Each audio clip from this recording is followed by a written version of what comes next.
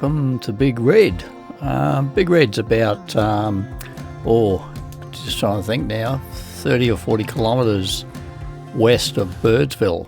The road out there is actually very good. It's all sealed until you get to the Big Red sort of national park area, and then it's unsealed. But I hope you enjoy the video, and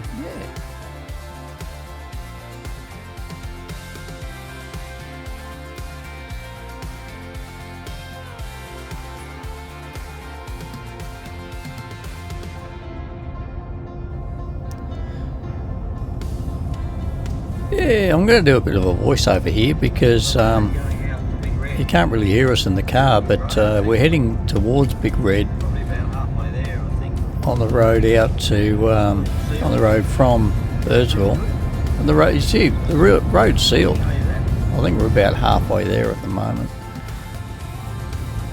We're coming up to Big Red now. When you get to the end of this road, you can either go left or right. You have to go right to left. I think goes into a national park, and so you have to go straight on national park and right to Big Red. But yeah, I mean it's a good road out there. Interesting once you get there, though. I'll let the video go on, and hopefully you'll get a bit of voiceover from the car.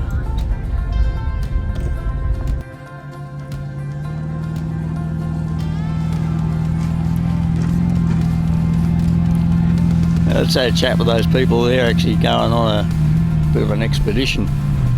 So this is only the entry to Big Red. So anyway.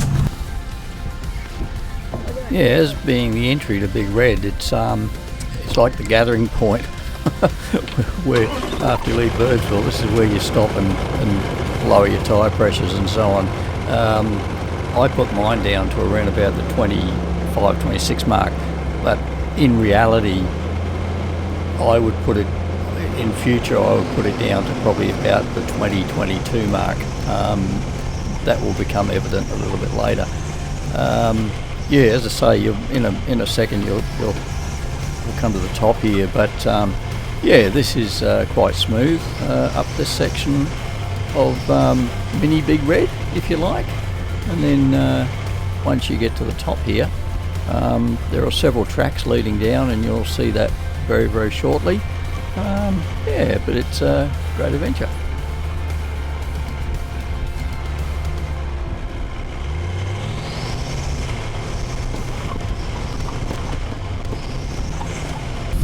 Well, here we are at Big Red.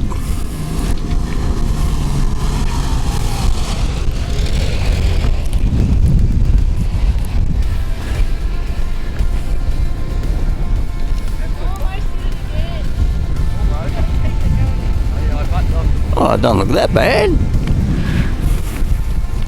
Oh, several tracks.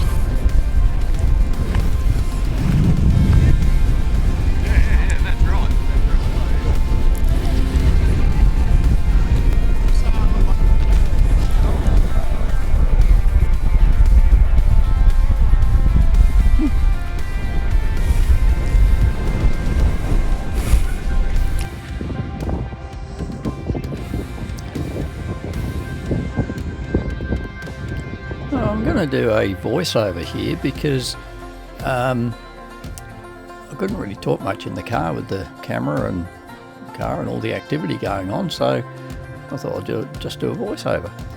When you first get to Big Red, it's interesting. You look down and you think, it's interesting. Why are all these tracks here? So there's 4 or 5 or 6 tracks coming back up Big Red.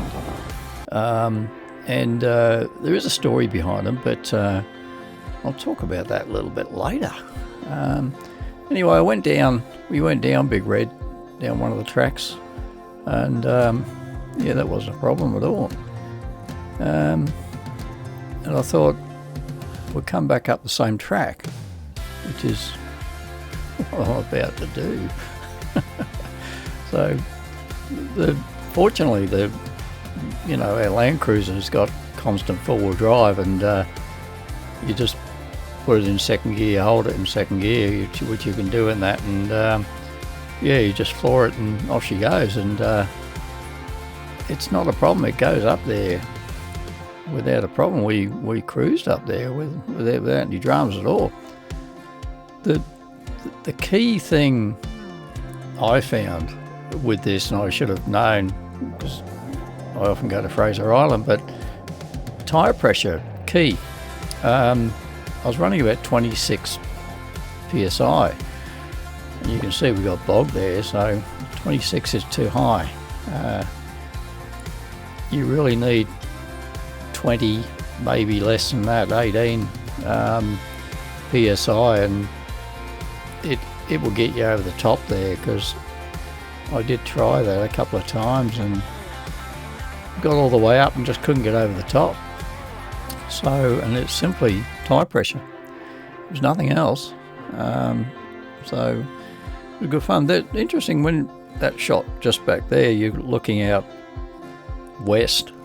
There's a track going out west. It's actually called the QAA line and goes to French's line, I think it is, and it essentially ends up joining up with the Stuart Highway in Northern Territory, and yeah, it's a long road out there. It's doable. In fact, I ran into a fellow coming back from there with his son, and what we're doing here, we're actually going up the far right hand track, which they've dubbed the goat track. It's an easy track. Oh, it's not really an easy track to get up. It's relatively easy. When you get to the top, you get bounced around a lot. In fact, I think the car left the ground a couple of times. Shook things around in the car and things were everywhere. But anyway, we got up there without a problem, and I did that twice in the end. It's just because you can. But anyway, do it.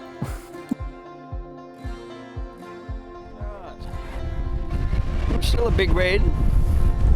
This is on top of Big Red, basically. See the dunes going through. Nice landscape. Anyway, we did Big Red. We drove up Big Red. So, been there, done that. Apparently they, I'm not sure you can hear me because the wind's howling, like really howling. They grade the tracks coming up left to right. So if you're down the bottom there, if you look up, the furthest one on the left is hard and the furthest one on the right is easy.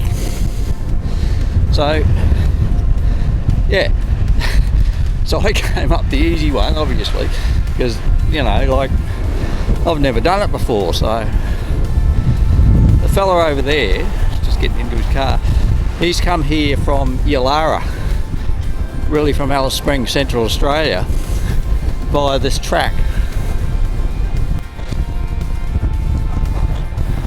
Tony was trying to slide down on his wet pants, but he didn't make it very far.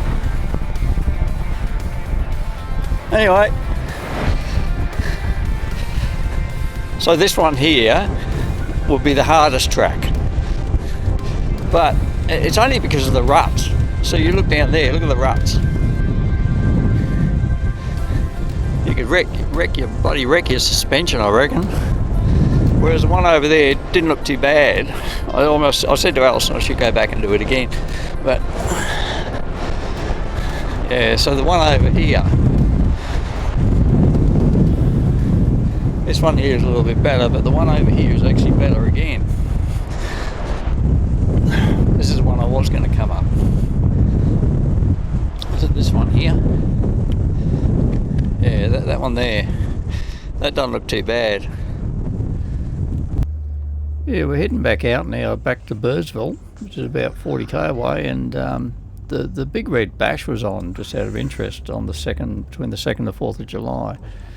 Yeah, and it was actually held pretty much in this open area at the back, but yeah, stay tuned, because we're doing another video of Birdsville itself and what's around Birdsville, which which I hope you'll watch. But anyway, thanks very much for watching. Really appreciate it. Over and out.